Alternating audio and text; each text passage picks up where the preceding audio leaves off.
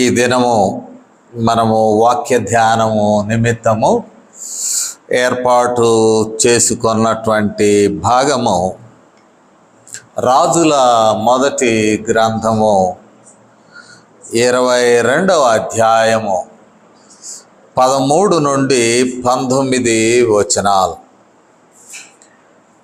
రాజుల మొదటి గ్రంథము 22వ అధ్యాయము 13 నుండి 19 వచనాలను మనం ధ్యానం చేయబోతూ ఉన్నాం. మరి పాస్టర్ అనిల్ కుమార్ గారు చదివి వినిపించారు. వాక్యం కొరకు ప్రార్థన చేస్తాను. చిన్న ప్రార్థన. పరిశుద్ధుడు తండ్రి, మీరు మాతో మాట్లాడుచున్నందుకు వందనములు.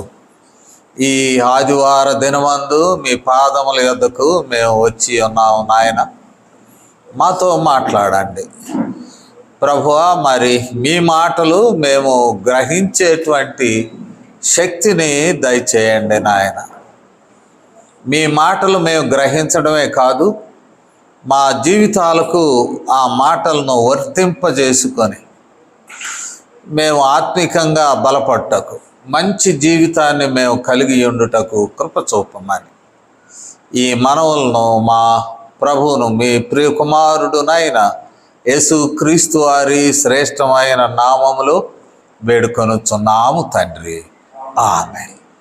ప్రియమైనటువంటి వారలారా, చదవబడినటువంటి వాక్యాన్ని ఆధారం చేసుకొని నేను ముందుగా మరి మీకు ప్రకటన చేసినప్పుడు ఇచ్చినటువంటి టైటిల్ ఏది అనగా ట్రూ ప్రాఫిట్, యథార్థమైన సత్యమైన ప్రవక్త. It mean that there are false prophets. సత్య ప్రవక్త, నిజమైన ప్రవక్తను గురించి మాట్లాడుతూ ఉన్నామంటే తప్పక అబద్ధపు ప్రవక్తలు కూడా ఉన్నట్లుగా మనము భావించవచ్చు. అబద్ధపు ప్రవక్తలు ఉన్నారు కాబట్టే నిజమైన ప్రవక్త యొక్క ప్రస్తావనలు కనబడుతూ ఉన్నాయి, వినబడుతూ ఉన్నాయి. ఈ 22వ అధ్యాయము రాజుల మొదటి గ్రంథంలో ఆహాబు యొక్క మరణం దగ్గరకు వెళ్తుంది. ఆహాబు మరణిస్తాడు. మరణము ఈ స్థలంలో రికార్డ్ అవుతూ ఉన్నది. ఈ సందర్భాన్ని చూసినప్పుడు రామోత్ గిలాద్ అనేటువంటి స్థలమును గురించి మనం కొంచెం గ్రహించాలి. రామోత్ గిలాదు మరి మనం చూసినట్లయితే ఇది ఒక విధంగా ఈస్టర్న్ టెరిటరీ, అంటే పాలస్తీనాలో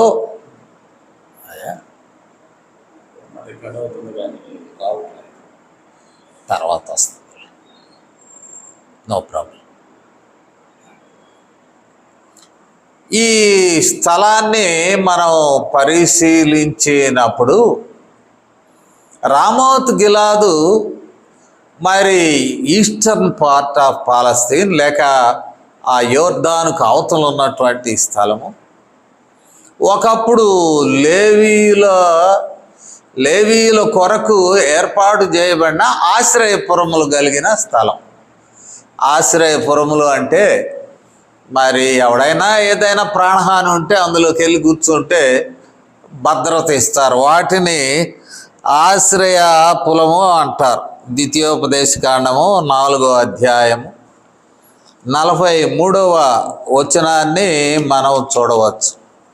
ద్వితీయోపదేశకాండము 4వ అధ్యాయము 43వ వచనాన్ని మనము గమనించినట్లయితే ఇక్కడ కనబడుతుంది. అవేవనగా అంటే ఆశ్రయపురాల గురించి మాట్లాడుతూ, అవేవనగా రూబేనీయులకు మైదానపు దేశ అరణ్యమందలి బేసెరును గాదీయులకు గిలాదులో ఉన్న రామోతును, అంటే గాదీయులు గిలాదులో ఉన్న రామోత్, అందువల్ల రామోత్ గిలియాద్ అని అంట.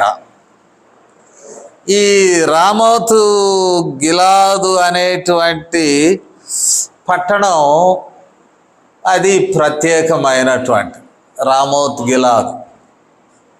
అయితే కొంచెం వీరు ఇశ్రాయేలీలు దీని మీద అంత శ్రద్ధ పెట్టలేదు. అందువలన అది వేరే వారి యొక్క అలియన్సెస్లో వీరి చేతిలో నుంచి పోయినది.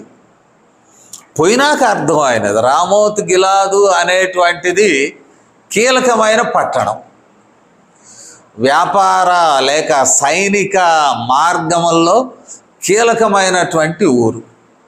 ఈ ఊరిని కంట్రోల్ చేస్తే మిగతా ఈ కంట్రోల్ అవుతాయి అనేటువంటి అభిప్రాయం ఉన్నది.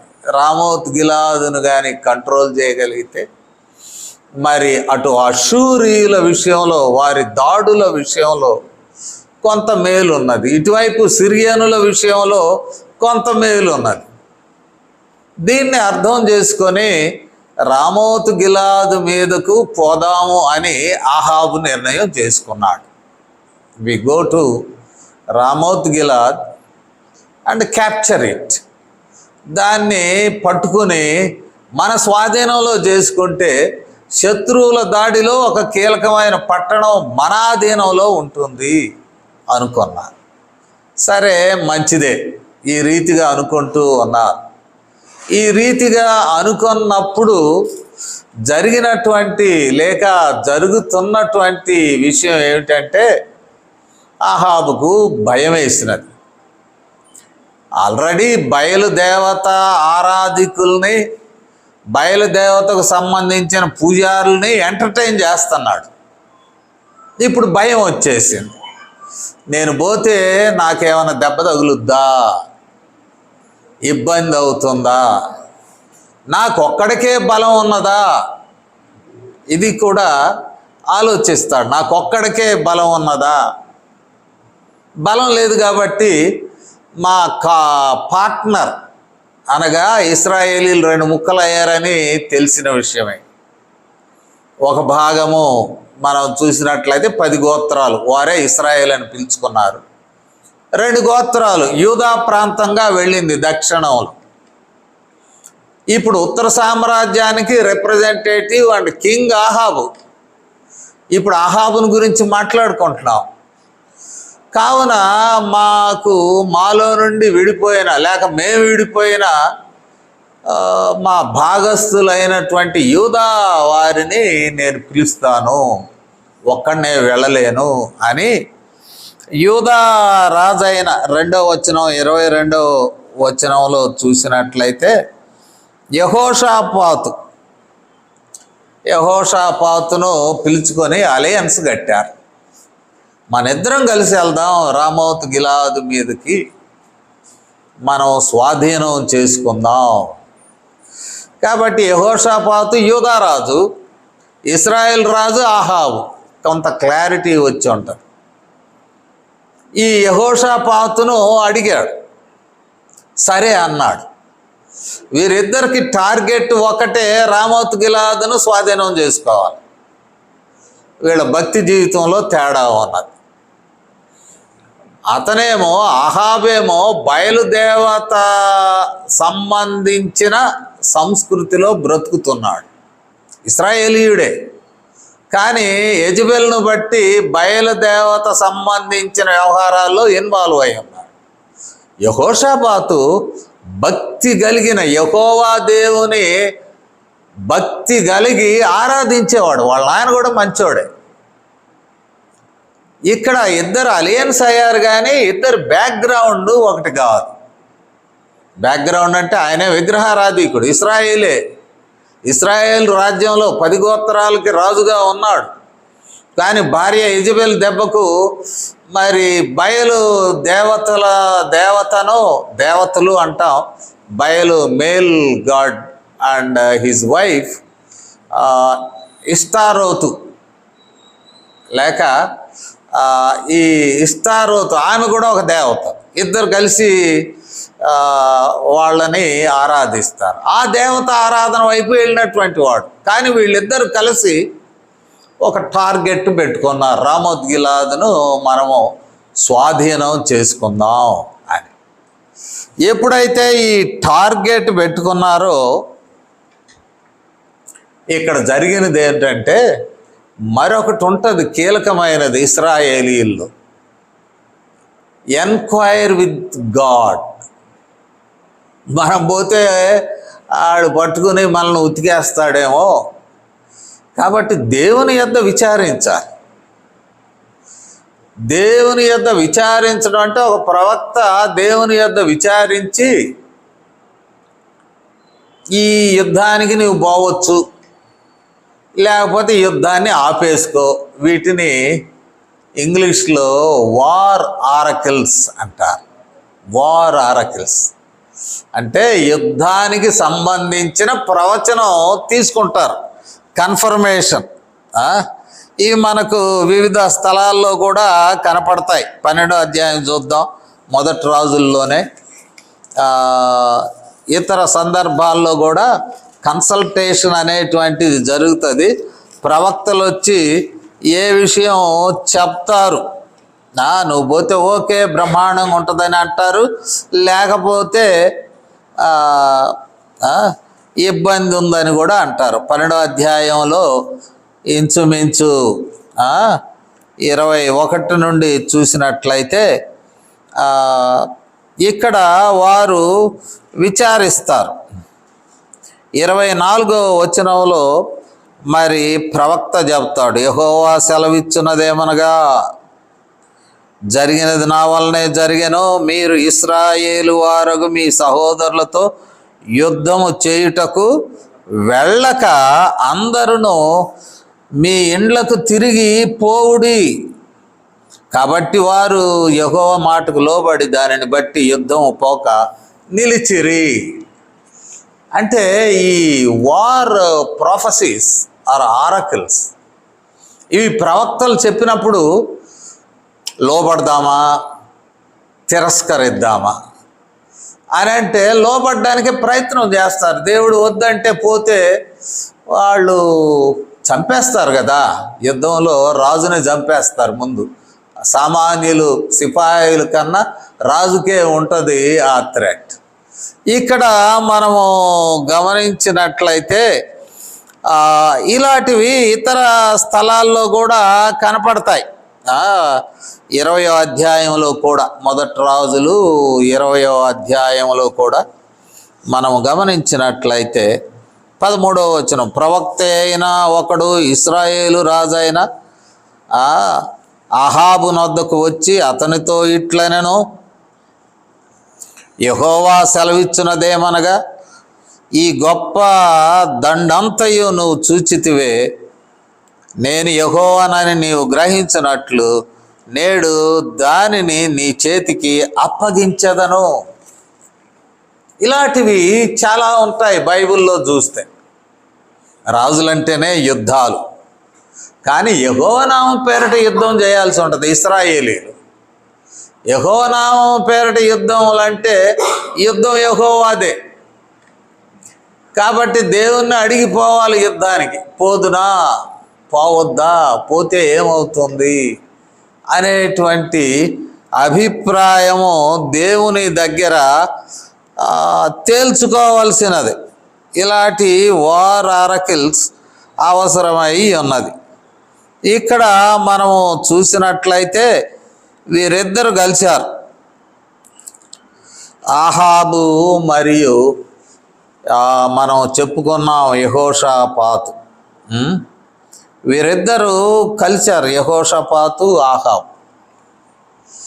కానీ దేవుని దగ్గర విచారిద్దాం బాబు, దేవుణ్ణి అడుగుదాం.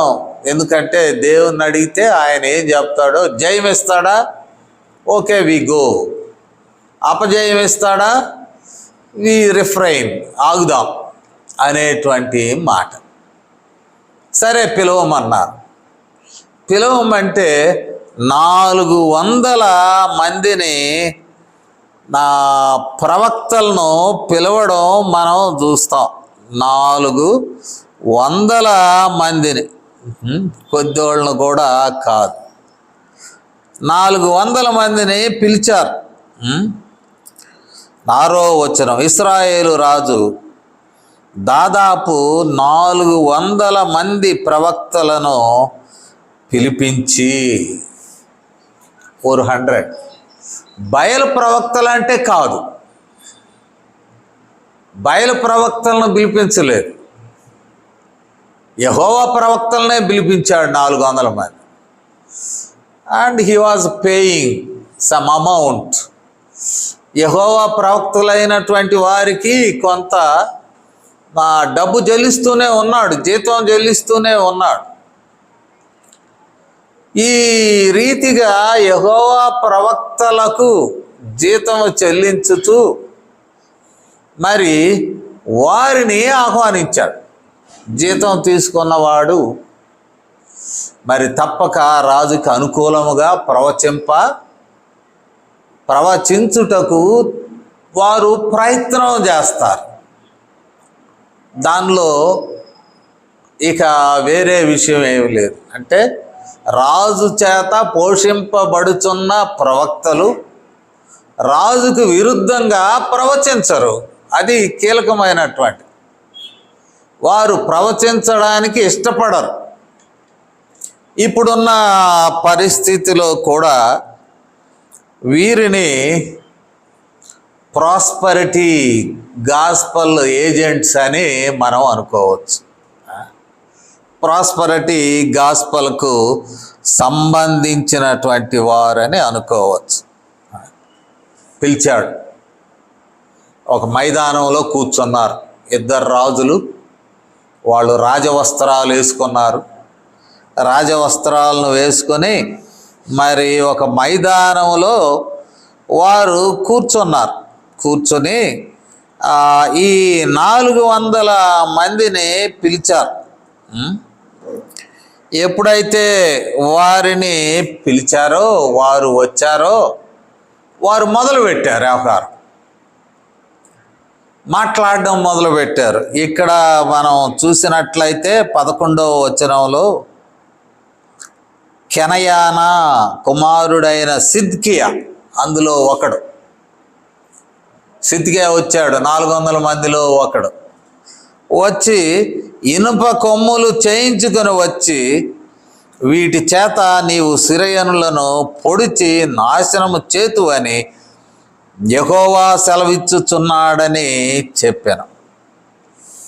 సిద్కియా మేబీ రిప్రజెంట్ 400 మందికి వచ్చాడు. ఇనప కొమ్ములు చేయించుకొని వచ్చి, ఈ కొమ్ములతో ఇట్ట పొడిచి చంపేస్తావు సిరియనుల్ని, నీ దెబ్బకు వాళ్ళు బ్రతకరు అని రాజుగారికి అనుకూలంగా మాట్లాడారు. 400 మంది ప్రవక్తలు కూడా 12వ వచనంలో ప్రవక్తలందరూ ఆ చొప్పుననే ప్రకటన చేశారు. నీకు అప్పగిస్తారయ్యా, రామోత్ గిలాదు దేవుడు చెప్తున్నాడు, మీకు అప్పగిస్తాడు. ఇక్కడ అర్థమవుతూ ఉన్నది క్రెడిబిలిటీ ఆఫ్ ప్రాఫిట్స్. ప్రవక్తల యొక్క క్రెడిబిలిటీ ఏ రీతిగా ఉంటుంది?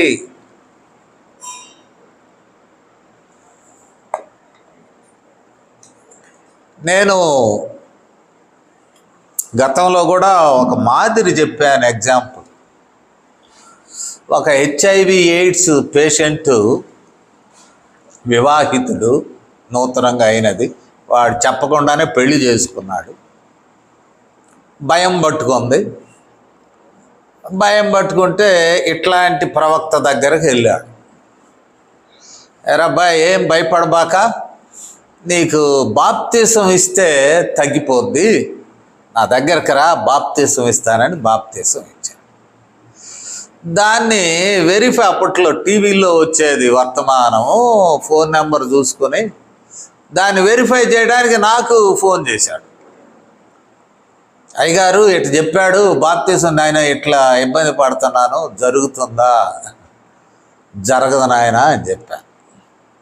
Not possible. నువ్వు ఇంకా దాచిపెట్టవద్దు, నీ భార్యకి చెప్పేసే ఎర్లీ ద బెస్ట్, ఇద్దరు ఇబ్బంది పడతారు అని. లేదండి ఇటు చెప్పాడు, నేను వెళ్తున్నాను, ఏది తెల్ల బట్టలు ప్యాంట్ షర్ట్ కొనుక్కోమన్నాడు, కొనుక్కున్నాను, వెళ్తున్నాను అన్నాడు. అది నీ ఇష్టం బాబు, ఏం మార్పు రాదు, శాస్త్రం చెబుతుంది. You can maintain but it cannot be cured. అది బాగు చేయలేము. వెళ్ళాడు, అంత అయిపోయింది. తర్వాత ఒక రోజున ఫోన్ చేశాడు, సార్ తిరుపతి వచ్చామండి, మా అత్తమామలు తీసుకొచ్చారు మా ఇద్దరిని, ఏదో ప్రాబ్లం ఉందని చూపించడానికి తీసుకొచ్చారు, ఇప్పుడు తేలుద్దేమో అన్నాడు. తేలితే వాళ్ళు నన్ను ఏమంటారో భయంగా ఉందండి. మరి ముందే చెప్పాను కదా, resolve the matter, it is not curable. కాబట్టి అమికబుల్ సొల్యూషన్ మీరు ఆలోచించి సపరేట్ అవడమా ఇంకోటి అవడమా చేయండి. కానీ ఇలాంటి ఫాల్స్ అష్యూరెన్సెస్ క్లైమాక్స్కి వచ్చాక కానీ అతడికి అర్థం కాలేదు. సో ఈ ఫాల్స్ ప్రాఫిట్స్, ఇలాంటి అష్యూరెన్సెస్, అనవసరమైన అష్యూరెన్సెస్ మనుషుల యొక్క ఎబిలిటీని మరి పెంచకుండా సోమరులుగా చేసే ప్రాఫెసీస్, మరి దానితో పాటు నీవు భాగ్యాన్ని సంపాదించుకుంటావు అని చెప్పేటువంటి ప్రాఫెసీస్, ఈలాంటి ప్రాఫెసీస్ నిజంగా సమాజానికి చాలా ఇబ్బంది. ఈ సిద్కియా వచ్చి వాగ్దానం చేశాడు, బ్రహ్మాండంగా నీవు జయం నొందుతావు సిరియన్ల మీద, సిరియన్లు వాళ్ళు ఓడిపోతారు, ఒక ఇనప కొమ్ములు పట్టుకొచ్చి పెట్టుకొని తాను ఇలాంటి వాగ్దానముతో కూడిన తప్పుడు ప్రవచనం చెప్పాడు. యెహోషాపాతు అంటే పార్ట్నర్ యుద్ధంలో యూదా ప్రాంతం నుండి వచ్చినటువంటి యెహోషాపాతు యెహోవా దేవునికి బాగా అనుకూలమైనటువంటి వాడు, ఇష్టమైనటువంటి వాడు, భక్తి చేయుచున్నవాడు. ఒక మాట అన్నాడు, అబ్బాయి అయ్యా అహాబు గారు, కొంచెం టైం తీసుకొని 400 మీద నాకు డౌట్ ఉంది, 400 మంది ప్రవక్తల మీద నాకు డౌట్ ఉంది, ఇంకొక మనిషిని ఎవరినన్నా పిలిపించరాదా? అందరూ యెహోవా ప్రవక్తలే, బయలు ప్రవక్తలు కాదు వీళ్ళు, యెహోవా నామమును బట్టి ప్రవచిస్తూ ఉన్నారు.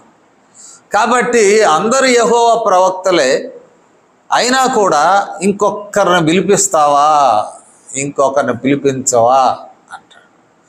అప్పుడు అహాబు ఇంకొక మనిషిని పిలిపించడానికి ప్రయత్నం చేస్తూ ఉన్నాడు. ఇక్కడ మనం 7, 8 వచనాల్లో చూస్తే యెహోషాపాతు అంటాడు, యెహోషాపాతు 7వ వచనంలో, విచారణ చేయుటకై వీరు తప్ప యెహోవా ప్రవక్తలలో ఒకడైనను ఇక్కడ లేడా అని అడిగాను. అందుకు ఇశ్రాయేలు రాజు 8వ వచనంలో, ఇమ్లా కుమారుడైన మీకాయా అను ఒకడున్నాడు, అతని ద్వారా మనం యెహోవా యొద్ద విచారణ చేయవచ్చును కానీ, విచారణ చేయవచ్చు కానీ ఆ ప్రవక్త అంత ఫేవరబుల్ కాదు, ఎప్పుడు నాకు విరుద్ధంగా చెప్తుంటాడు. అది ఆయన చెప్పిన మాట, విరుద్ధంగా చెప్తుంటాడు, నాకు అనుకూలమైన ప్రవచనాలు చెప్పడు, విరుద్ధంగా మాట్లాడుతూ ఉంటాడు. మరి ఆయన పిలుస్తాం, ఇంకా ఆయన ఒకడు మిగిలాడు యెహోవా ప్రవక్తల్లో ఒకడు.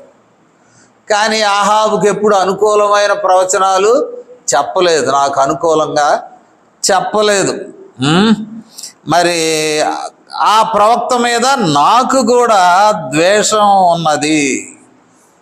ఆయన నన్ను గురించి మంచి మాటలు చెప్పడు, నేను కూడా ఆయన మీద నాకు కొంచెం ద్వేషం ఉన్నది. ఒకడున్నాడు కానీ అది నాకున్నటువంటి డిఫికల్టీ. 400 మంది బ్రహ్మాండంగా చెప్తున్నారు, 400 మంది బ్రహ్మాండంగా చెప్తూ ఉన్నారు. కానీ ఈ విషయంలో మరి ఇబ్బంది కలుగుతూ ఉన్నది. కొన్నిసార్లు మరి ప్రజలు దైవ సేవకులను బెదిరిస్తుంటారు.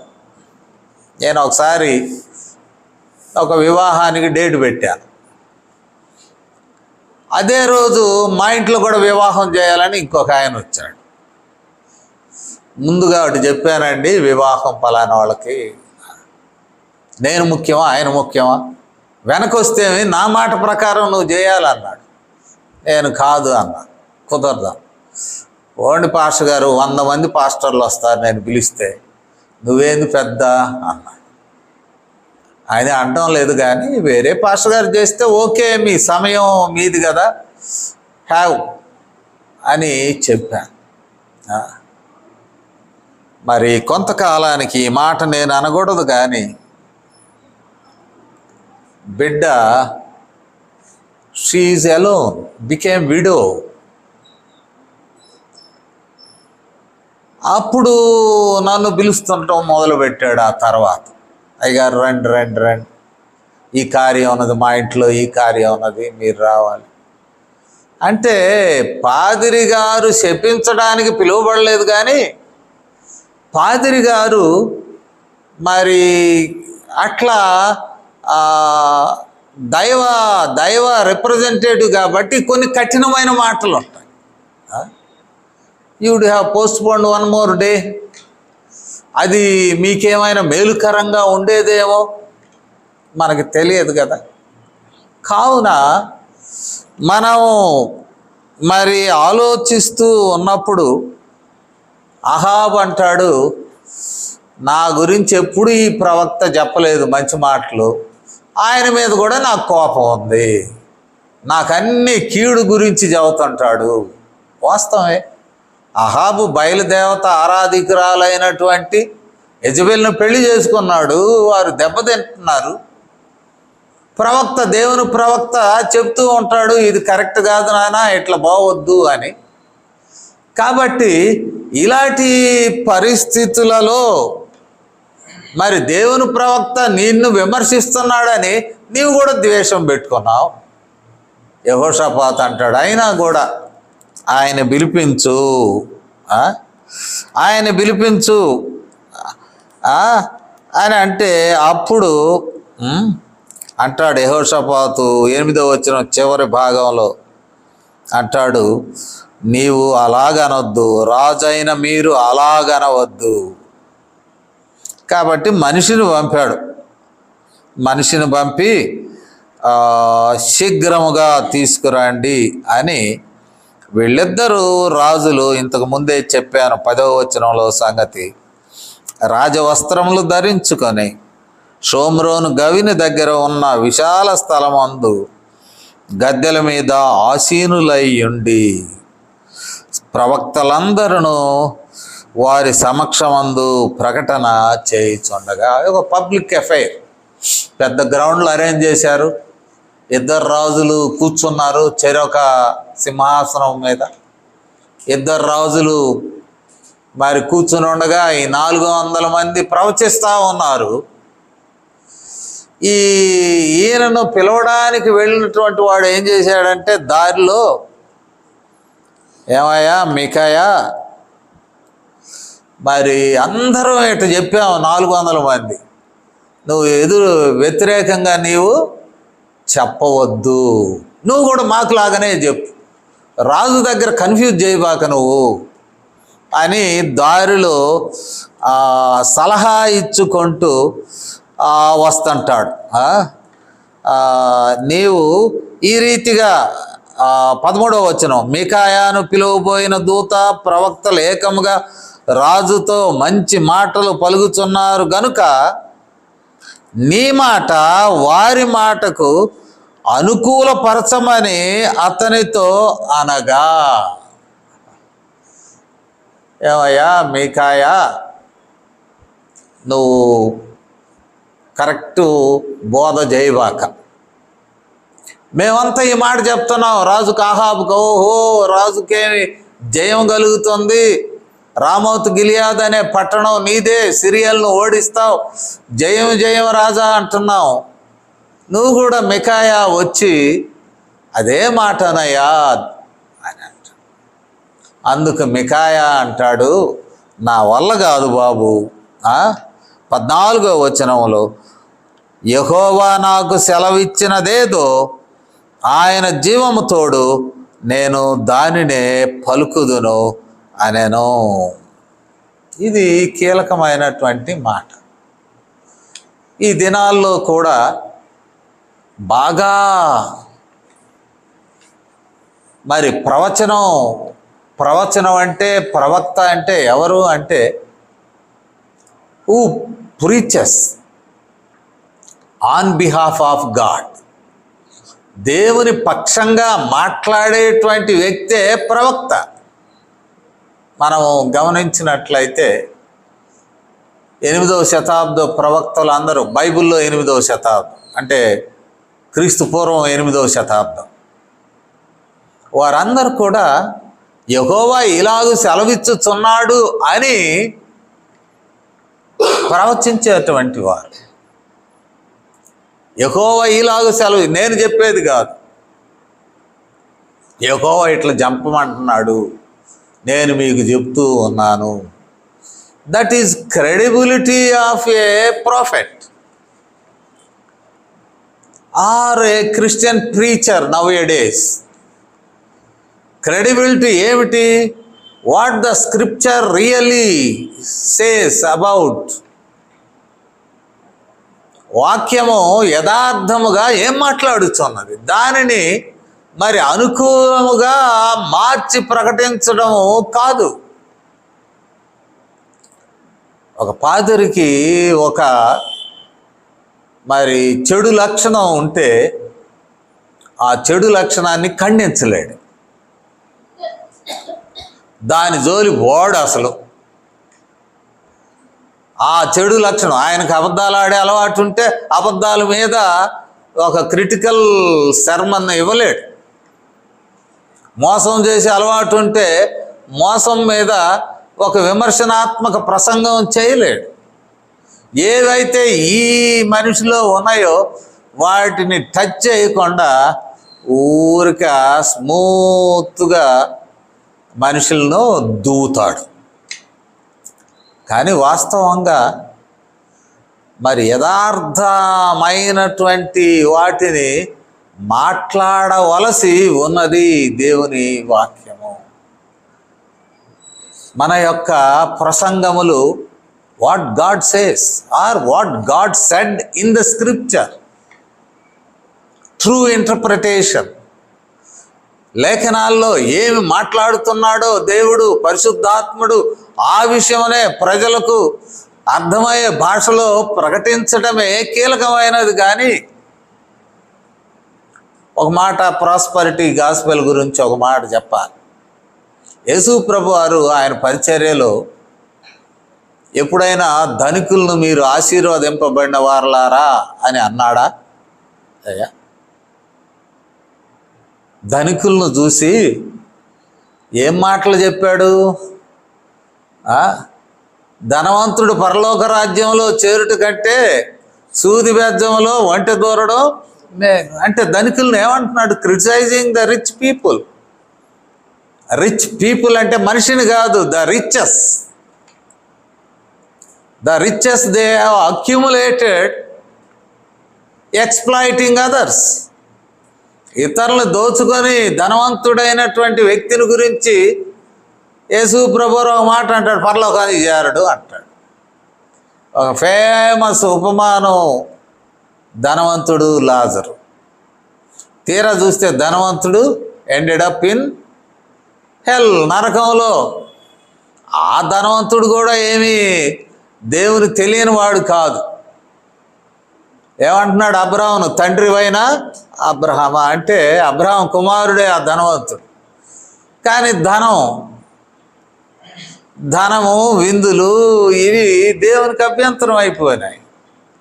యేసు ప్రభువారు క్రొత్త నిబంధనలో ధనవంతులను ప్రైజ్ చేస్తా దేవుడు నీకు మరి ఈ మేలు ఇచ్చాడని అనలేదు, ధనాన్ని నిర్వహించడానికి చెప్పాడు. మనం చూస్తే జక్కయ్య దగ్గర డబ్బులు ఉన్నాయి, సుంకపు గుత్తదారుడు. వాస్తవంగా టోల్ ఎంత వసూలు చేయాలనో దానికి ఎన్నో రెట్లు వసూలు చేయడం మొదలుపెట్టాడు.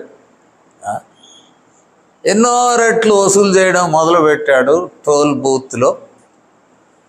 యేసు ప్రభువారిని చూడాలని వచ్చాడు, యేసు ప్రభువారి ఇంటికి వచ్చాడు.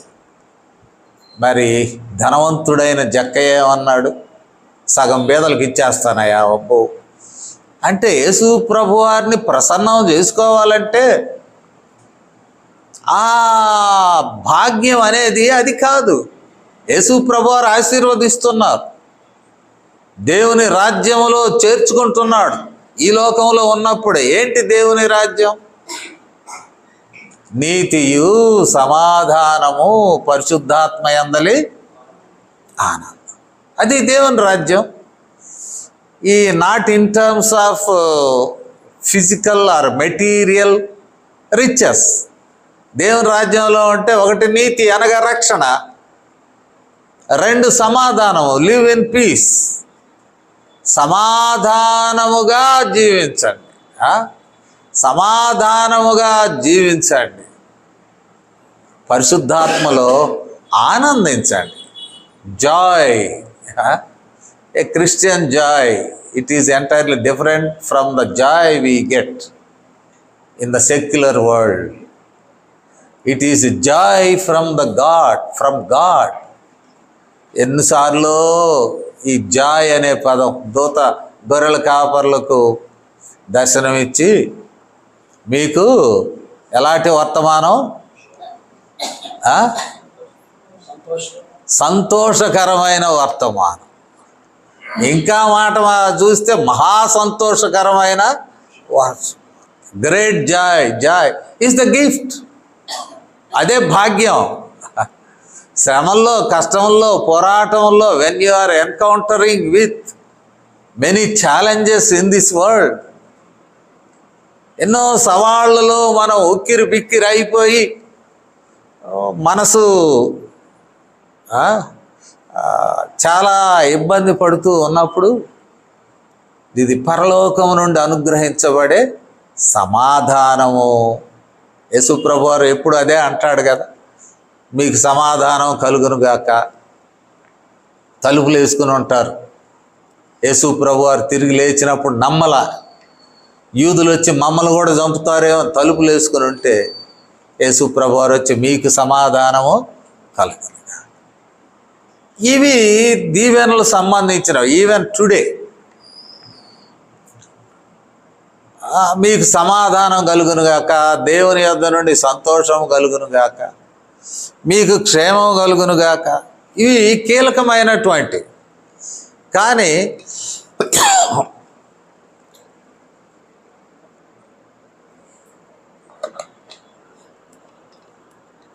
ఆహాబుకు అందించినటువంటి ఈ ప్రవచనము ఇది అబద్ధ ప్రవచనం. అనగా ప్రవక్తలు కూడా అబద్ధపు ప్రవక్తలు. They are growing now like anything. కొన్నిసార్లు ఒంగోలు పట్టణంలో ఈ ట్రైన్స్ ఇటు బాపట్ల తెనాల నుంచి రాగానే కొంతమంది సేవకులు దిగుతారు. అంటే వాళ్ళు సేవకులు కాదు, they disguise as men of God. వచ్చేసి సడన్గా ఇంటి దగ్గరకు వచ్చి బెల్లు కొట్టి ప్రార్థన చేసి వెళ్తూ ఉంటారు. ఒకసారి విన్నాను, ఏం ప్రార్థన చేస్తాడు నా గురించి? ఏం సంబంధం లేని ప్రార్థన, ఆ ప్రార్థనలన్నీ వాగ్దానాలు. నేనేమనుకున్నాడో ఏంటో తెలియదు. అయిపోయా చెప్పి నేను పాస్టర్ను సార్ అని. అలాగండి, మరి ముందు అడగాలిగా నువ్వు, నీ క్షేమం ఏంటి, అవసరతలేంటి, కుటుంబ అవసరతలేంటి, ఇవేవి తెలుసుకుండానే అనర్గళమైన ప్రార్థన విషయాలు తెలవకుండా అనర్గళమైన ప్రార్థన చేస్తారు. So they give lot of promises, ఏదేదో మాట్లాడతారు, ఏదేదో. అవి ఎందుకు వర్ధిల్లుతున్నాయో మనకి తెలియదు. కొన్ని హాస్పిటల్స్లో కూడా, గుంటూరులో చూశాను, ఒంగోలులో ఇంకా చూడలేదు, they pray for the health, అయిపోగానే కానుక డబ్బులు ఇవ్వమంటున్నారు. అదేంటి, మేము అసలే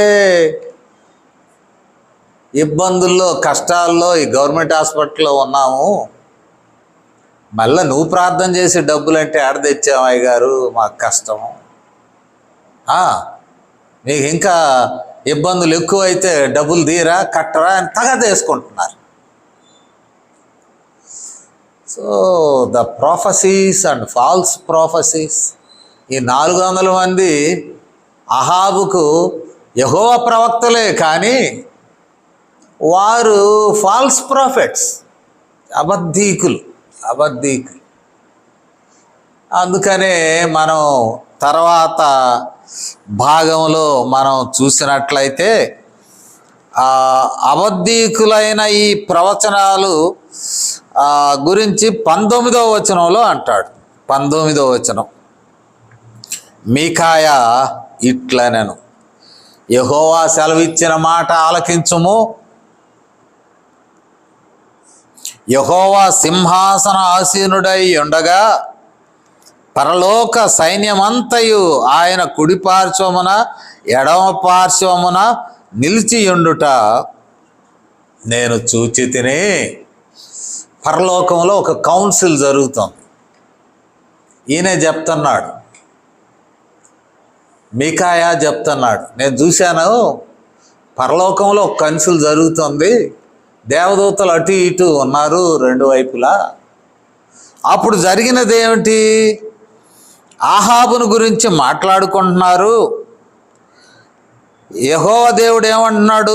ఆహాబు రామోత్ గిలాదు మీదకి పోయి అక్కడ ఓడిపోనట్లుగా ఎవడు అతన్ని ప్రేరేపించునని యెహోవా సెలవీయగా ఒకడు వచ్చి అంటాడు 21వ వచనంలో, అంతలో ఒక ఆత్మ ఎదుటికి వచ్చి యెహోవా సన్నిధిని నిలువబడి, నేను అతనిని ప్రేరేపించదనగా యెహోవా ఏ ప్రకారమో నీవు అతన్ని ప్రేరేపించదు అని అడిగాను. అందుకు అతడు, నేను బయలుదేరి అతని ప్రవక్తల నోట అబద్ధమాడు ఆత్మగా ఉందునని చెప్పగా. సో ఈ ప్రవక్తలు కూడా అబద్ధమాడు ఆత్మ చేత వాళ్ళు దేవర్ పొసెస్, దేవుని యొక్క అనుమతితోనే వచ్చారు వీళ్ళు కూడా. యెహోవా నామమునే ప్రవచిస్తూ ఉన్నారు, కానీ వారిలో జొలబడినది ఏంటి? అబద్ధమాడు ఆత్మ. మనం ఎట్లా, హౌ టు డిస్క్రిమినేట్ నిజమైన ప్రవక్త ఎవరు, అబద్ధమాడు ఆత్మతో ప్రవచనాలు చెప్పే మనిషి ఎవరు? How we can discriminate, whom we can believe? We come across many pastors or evangelists, those who profess about your prosperity, blessings, in the sense of material possessions. నేను చెప్పాను, దీవెనలు అనేవి నీతి, సమాధానం, పరిశుద్ధాత్మ యందలి ఆనందం, అవి పెద్ద గ్రేట్ బ్లెస్సింగ్స్. ఏమున్నా లేకపోయినా నీవు ధీటుగా ఉంటావు, ఆనందంగా ఉంటావు.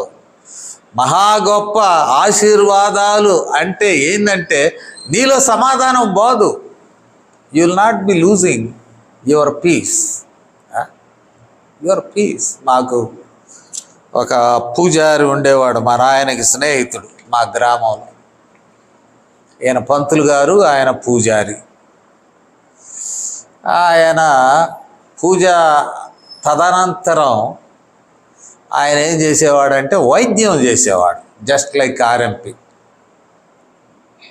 వైద్యం చేస్తూ ఎవరికన్నా జ్వరం తగ్గకపోతే ఈయన మాత్రలు ఇచ్చి ఇంజక్షన్లు వేసి ఆయన చెప్పేది ఏమిటంటే పేరాయి పంతుల దగ్గరికి వెళ్ళి ప్రార్థన చేసుకోండిరా అనేవాడు. ఆయన పేరాయి పంతుల దగ్గరికి వచ్చినటువంటి వాళ్ళు ప్రార్థన చేయించుకునేవాళ్ళు, జ్వరం తగ్గేది. కారణం ఏదో తెలియదు. ఈ పూజారి మా ఇంటికి వచ్చేవాడు, స్నేహితుడు మన ఆయన.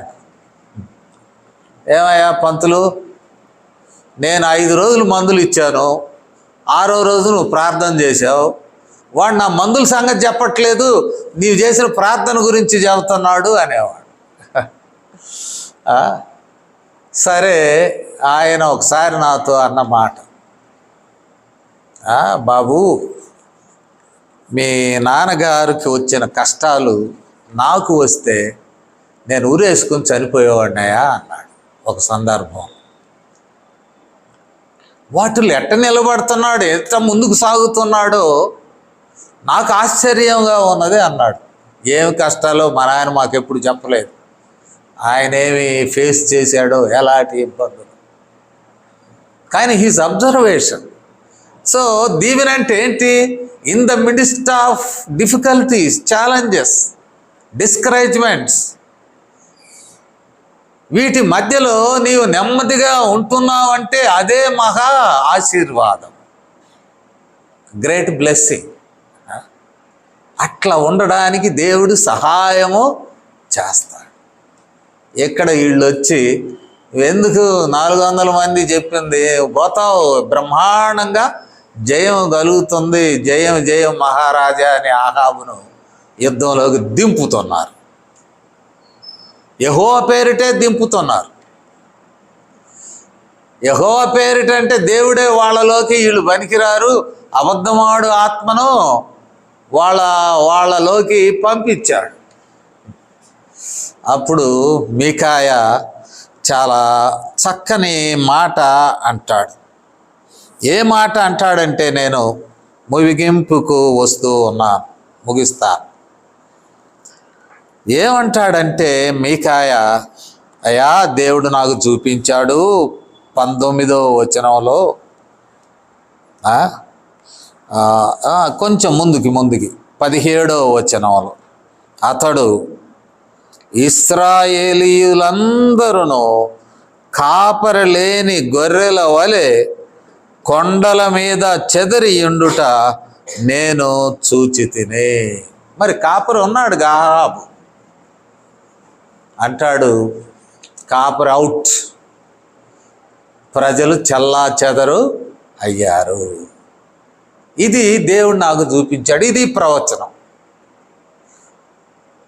అంటే అహాబుకు కోపం వచ్చింది. చెప్పాను కదా, ఈయన ఎప్పుడు నాకు అనుకూలంగా ప్రవచించు. వీళ్ళు చూడు 400 మంది బ్రహ్మాండంగా చెప్పారు, బ్రహ్మాండంగా చెప్పారు 400 మంది. కాబట్టి తీసుకెళ్ళి చెరలో వేయండి, భోజనం కూడా కరువు భోజనం పెట్టండి.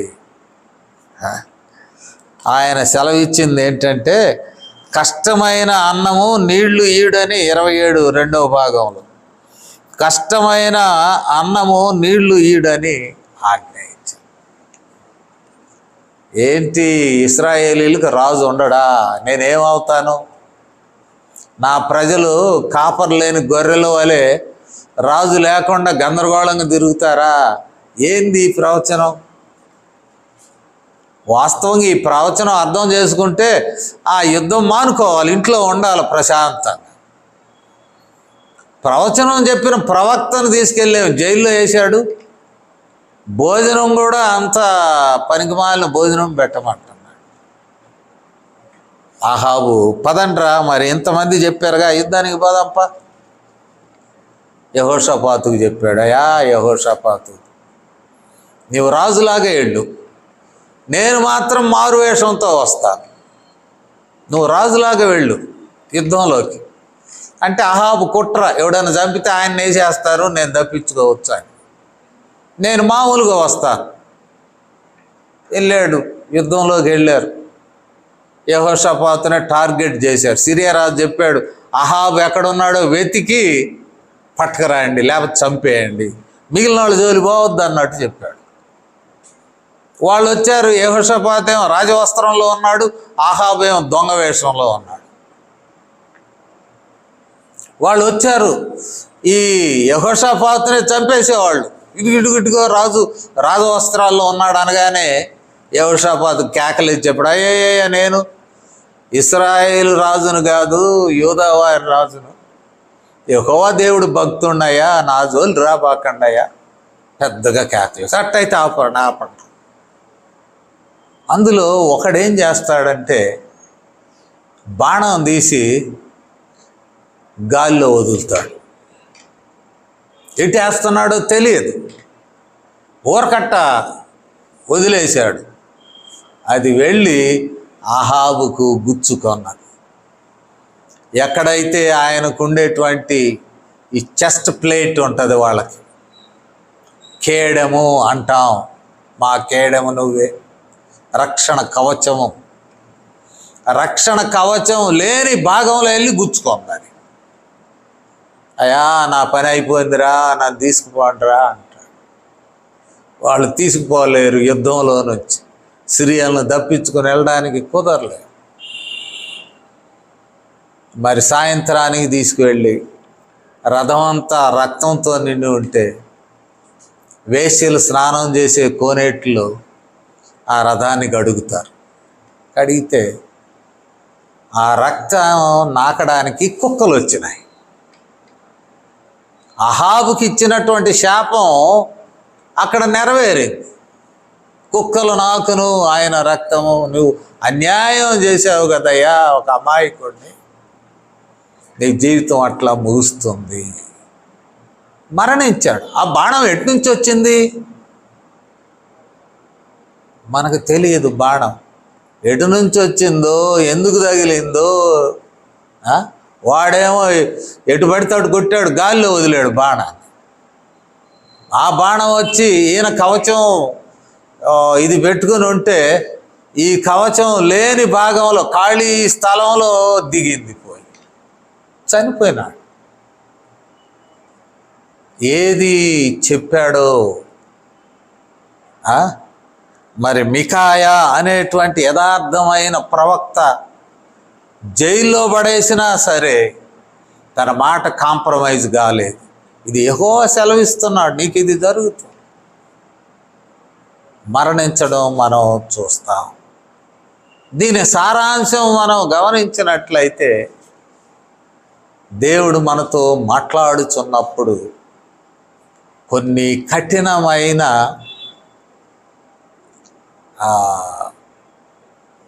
మాటలు ఉండవచ్చు, మనకిష్టం లేని మాటలు.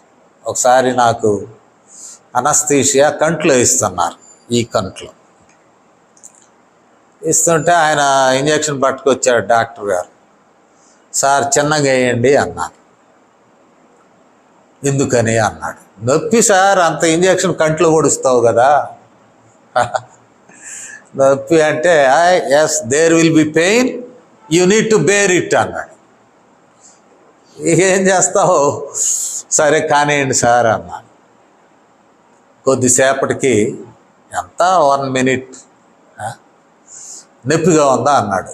మీరు ఇంజక్షన్ వేయలేదు కదా సార్ అన్నాను. అయిపోయిందా ఇంజక్షన్ అన్నాడు.